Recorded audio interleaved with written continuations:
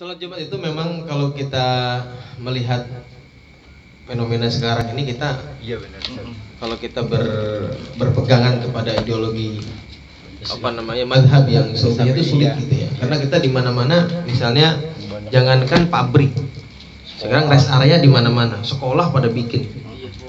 Nah, jadi untuk mencapai syarat yang mustahutinin itu, kemudian juga berbenturan lagi, bukan hanya saja dengan mustahutinin, berbenturan lagi dengan ahkamu ta'adudul jum'ah juga. Kita ini udah sulit gitu mencari jumatan yang betul-betul mencukupi syarat dan kriteria yang menurut madhab kita ini sah 100% itu sulit. Ya, kebetulan ada tadi berbenturan dengan, kalau misalnya kita bisa misalkan di kita nih, dia mutamar, dia di An-Nur kan sudah pasti mustahutinin. Kalau syarat mustahutinin sudah pasti terpenuhi. Tapi ta'adul jum'ah itu dekat banget kan? An-Nur, Mutamar, kemudian TPI, kemudian Imam Mustafa, kemudian ada di rest area belakangnya Din. Itu kan sudah masuk kepada hukum tersendiri dalam sholat Jumat.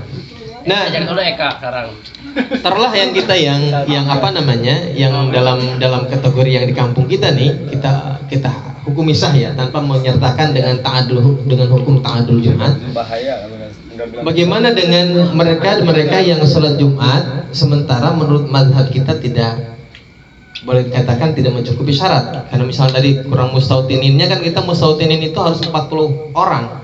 Mustahutinin itu berbeda dengan mukimin. Jadi orang itu ada yang mukimin, ada yang mustahutinin. Mukimin juga wajib sholat Jumat, mustahutinin wajib sholat. Bedanya kalau mukimin tidak dihitung dari yang 40, mustahutinin terhitung. Nah, kalau di sekolahan, misalnya di kampus, di kantor, rata-rata nih kantor pun sekarang sudah pada bikin Jumat. Betul. Kantor, belum pabrik. Ada sebagian pabrik yang bisa-bisa itu pasti bikin Jumat. Mall-mall. Ya kan, mall-mall. Udah sulit kalau kita mengatakan sholat itu tidak sah juga. Hanya kita mau menghakimi orang dengan sholat yang tidak sah begitu rupa. Tapi sebetulnya memang ada beragam pendapat, ada banyak pendapat para ulama yang membolehkan bahkan hanya dengan dua orang saja sholat Jumat itu sah. Tentu dengan syarat-syaratnya masing-masing. Nah, ini para ulama ini kemudian mensyaratkan begitu rupa, ya, syaratnya begitu ketat dan sebagainya. Itu memang untuk kehati-hatian. Lagi-lagi semua dalam hal ibadah ini kembali kepada kehati-hatian dalam melaksanakan ibadah. Assalamualaikum teman-teman, berjumpa lagi dengan saya di sini di channel Bang Mo.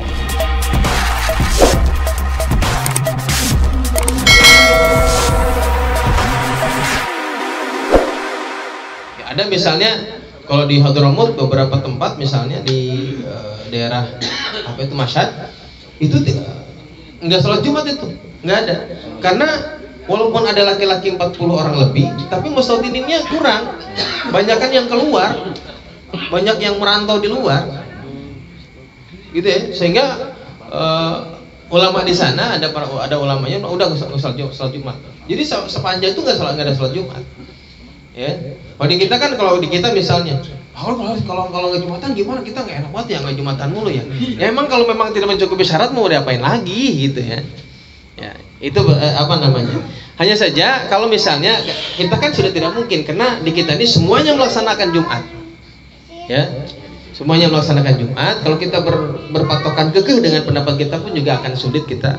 Jadi kita berusaha untuk fleksibel, walaupun juga tetap tidak mengesampingkan kehati-hatian kita dalam melaksanakan ibadah.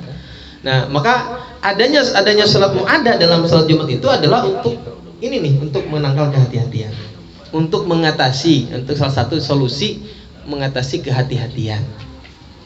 Ya, jadi yang disepakati itu kalau misalnya kita melaksanakan sholat Jumat dengan taklid kepada pendapat yang berbeda dengan kita, tentu saja tadi misalnya dalam pendapat kita kurang syarat, ya artinya kita mengikuti pendapat ulama yang membolehkan, maka katanya disunahkan untuk sholat mu'adah. Ya, sholat mu'adah itu sholat duhur setelah sholat Jumat. Nah, itu disunahkan kalau kita taklid kepada pendapat mazhab yang lain. Ya, memang disunahkan. Kemudian ada yang sholat, ada yang enggak, ya itu kan pilihan, silakan aja mau sholat ya boleh, enggak juga ya nggak apa-apa. Sudah cukup dengan taklid itu tadi. Ya kalau yang enggak ya nggak apa-apa, yang mau ada ya afdol, yang lebih afdol. Kalau memang secara zahir sudah terlihat bahwa ini sholat Jumat ini kalau menurut pendapat mazhab kita kurang syarat. Itu. Kira paham nggak? Ya. Terus tapi kewajibannya udah cukup. Badan cukup udah. Ya. Karena kita kan ragunya ini ada yang bangun lagi Ini masih sholat dah. Ya, ada yang memang itu kalau di kampung saya sampai sekarang pun di kampung nih, jangankan di tempat yang kayak kantor ya. Di kampung saya sampai sekarang masih sholat ada muadahnya. Nah, muadah itu ada yang ngikutin, ada yang enggak. Iya itu. Ya silahkan aja, kalau yang ngikutin boleh, enggak juga nggak apa-apa. Itu kan sikap saya nggak muadah nggak apa-apa ya. Ya nggak apa-apa. Nggak apa-apa. Ya kalau kita mau pengen afdol ya sholat muadah. Ya pengen afdol ya muadah. Terus tadi tips menghilangkan kelupaan dalam sholat. Ini angel ini. Ya, angel ini angel. Karena yang pertama al-imanu yazid wa yanqus. Kalau kita iman lagi kenceng mah ya insya Allah nggak ada lupanya. Wah lagi kenceng ya gak. Fokus kita terjaga dalam ibadah. Coba kalau kita lagi turun. Ini emang lebar pikiran. Iya, pikiran apa lagi? Itu juga salah satu yang dipikirin ya. Ya, tentu ya. Mungkin untuk tips ya. Gimana tipsnya ya? Kalau tipsnya sih para ulama sudah mengajarkan bagaimana kehati-hatian dalam sholat. Dimulai dari mulai kita berwudu. Itu sudah mulai hati-hati. Kadang-kadang kan kita juga sholat. Kadang-kadang wudunya juga buru-buru. Nih, yang paling penting dalam masalah istibro kencing. Ini saya tekenin lagi, hati-hati. Kencing itu kalau kita kencing, hati-hati banget, jangan sampai baru selesai banget udah disentil-sentil, dicebokin aja. Jangan. Kita ini ada masanya ulama itu sudah ngajarin istibro. Itu berarti kadang-kadang ada sebagian orang yang istibronya lama. Kayak saya nih. Saya ini punya masalah dalam kencing yang agak lama. Makanya kadang-kadang kalau sholat subuh aja lama nih. Ya, jadi bagi kita nih yang kurang hati-hati dalam masalah baul ini, masalah kencing ini berhati-hati.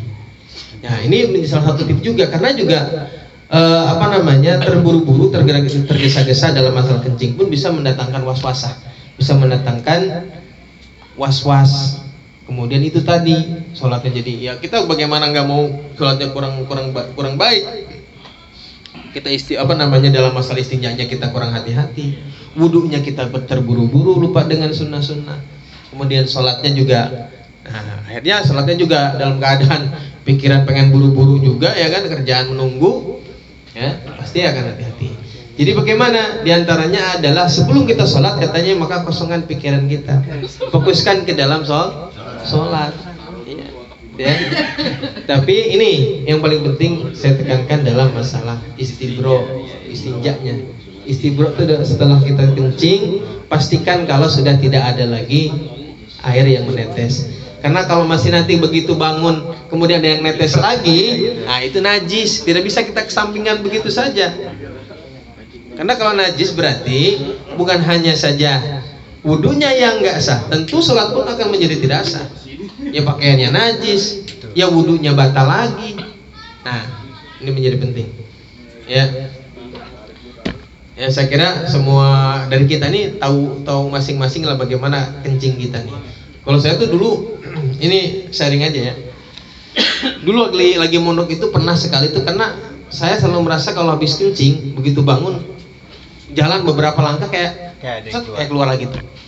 Itu awal-awal saya abaikan, enggak ini perasaan doang. Tapi lama-lama udah penasaran. Akhirnya saya kalau habis kencing itu saya bawa selampe. Betul enggak? Setelah kita keringkan ya, kita bisa pokoknya kita keringin. Terus saya pakai selampe yang kering. Begitu habis wudu segala macam, jalan kan berasa tuh tek. Saya buru-buru balik lagi ke kamar mandi nih, cek.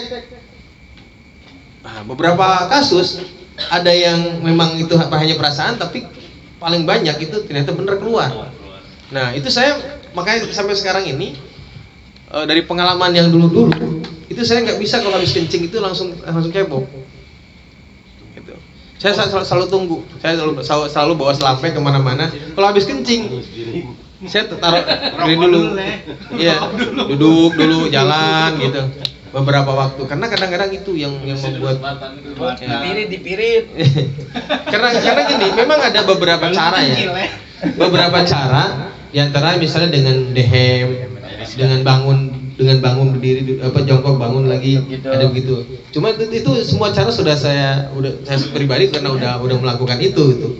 Makanya sampai sekarang ada was-wasah dalam masalah itu, makanya agak lama.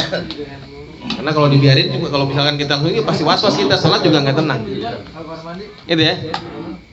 Udah saya kira ya. Cukup nanti buat minggu depan lagi nih. Kalau sekarang dihabisin minggu depan nggak ada pertanyaan lagi. Iya, pernahnya.